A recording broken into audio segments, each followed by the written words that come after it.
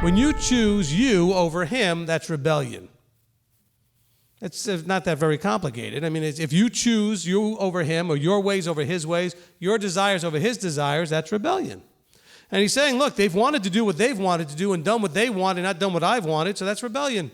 So when we look at this, it's not like we think of rebellion like some of the things that we see nations do, where there's a rebellion in a nation and people take up arms against other people in the nation. This is more in terms of internally, and then it manifests outside in terms of action, but we choose others over him. So when you think about a hard heart, we usually think about the literal metaphor of the idea, I'm going to take out of them a heart of stone and give them a heart of flesh. It's really more about our attitude and our approach that is using the metaphor hardened heart. He says, look, this is a people who they have a stiff of face. In other words, I've set my face in a direction. And we're going to see him use that kind of phraseology further on into Ezekiel. Their face is set in a way. In other words, they are made their decision and they're defending it. They're sticking to it. They are adamant about it. They are set like stone. They are stiff of face. You know when you've debated with somebody or discussed something with somebody and you can look them in the eye and look at their face and you know they're not changing their mind. There's no giving in them at all. This is not a verse that says that you can go talk to anybody, your family and friends, and that if they're rebellious, that you're doing Yahweh's work, and that don't worry if they hear you or not, you just go and blast at them anyway. This is him speaking specifically to Ezekiel. He's not speaking to you. Now, he might be speaking to someone like me because I'm speaking this word to a group, because I'm reading this, okay? But this is not an instruction and a justification for you to now have to go to everybody that you believe is rebellious because Yahweh sent you. He didn't probably send you. Most likely, at some point, he may draw people to you. That's the methodology that we're told through Scripture, that none comes unless the Father draws. So you need to be ready for those he draws. You're not to run out there beating on people. That's the most pleasing thing to him, is when you speak his words and you take action that's based on those words. That's the righteous, right action. He says, look, the right rulings of Yahweh are true. They are righteous altogether. What is righteous? Doing what is right. That's what the word righteous means. So you're supposed to take the words that are laid up in your heart, the meditation of your heart, bring it out of your mouth, and have that then eventually manifest into right action or righteousness. Right action. So I think this is connecting us to the scroll that Ezekiel is eating. He says all of this stuff here eventually is desirable more than gold and sweeter than honey. Some of you may say, but we didn't know. And he's saying, yeah, you did. He knows whether you know. You can't just sit there going, well, but I didn't know. Because if you really didn't know, he wouldn't hold it against you. The reason that you're suffering is because he knows if you know. You can't claim something. He sees all, knows all, and you can't say he didn't know. Oh, but I didn't know. He says, well, wait a minute. Would not he who weighs the hearts discern it? In other words, wouldn't he know if you knew?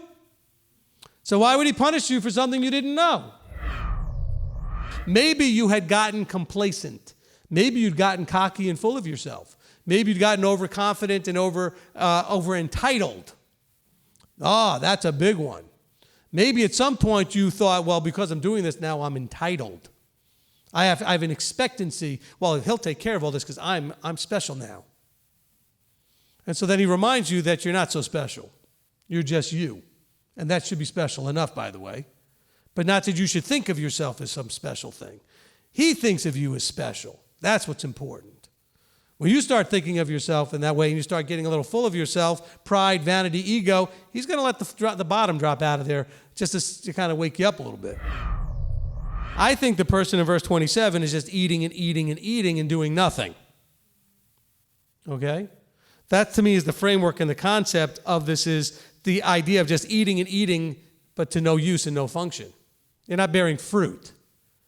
And so all they're doing is just feeding a sweet tooth, so to speak. And you know people like this. They have the books and hundreds of CDs, and everybody's teaching, and you look at their life, and it's a disaster and a mess because they're not applying it. And they're all confused, and they're all frustrated because your understanding comes in doing. So go in doing, you will gain understanding. But a lot of these people, I think, are just filling up with information. Remember, we've talked about that before. Knowledge is not power in itself. It's just information unless it's applied. Applied knowledge has power. There's power in doing what you have knowledge of.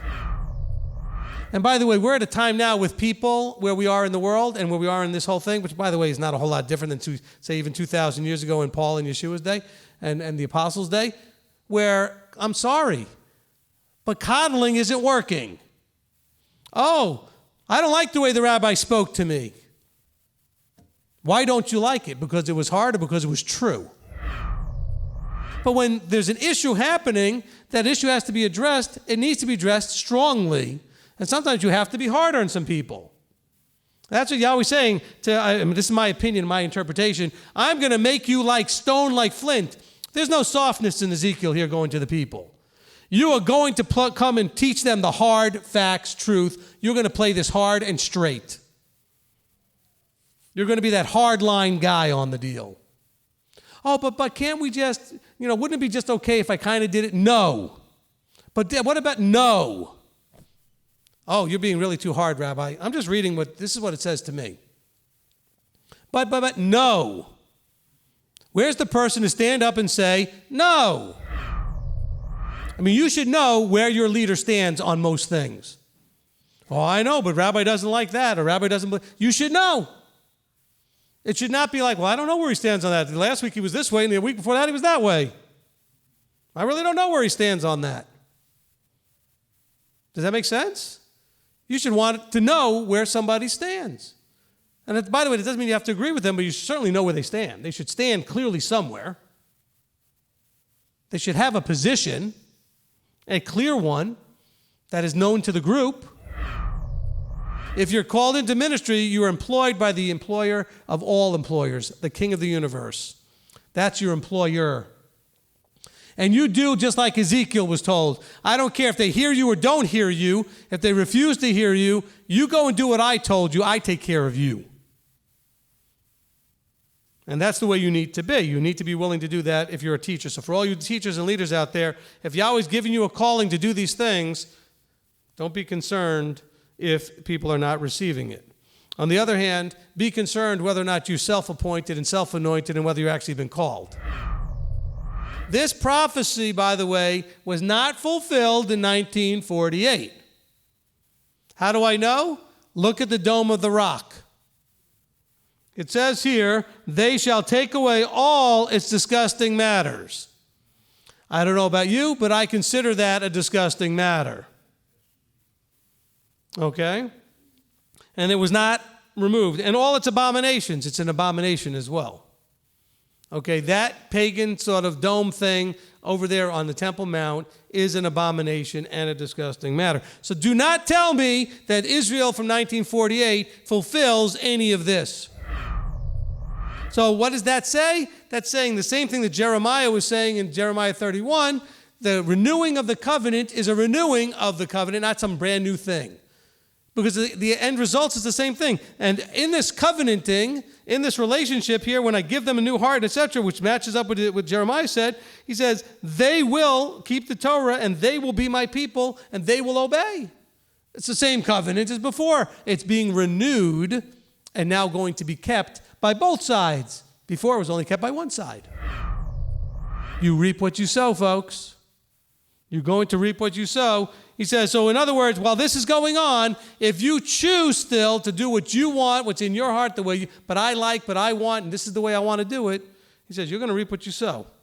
It's going to be on your own heads. So when it talks about transforming and conforming into the image of the Son, this is what he's talking about right here in Ezekiel.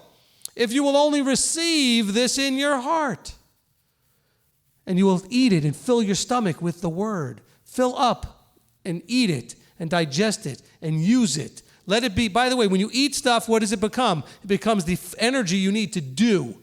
It gives you that strength to be active. You're bringing in fuel. Well, guess what? This is the fuel for you to do righteously. Righteous acts come out of digesting the word in the Torah. So you have the fuel you need to actually do what's pleasing in his sight. Amen?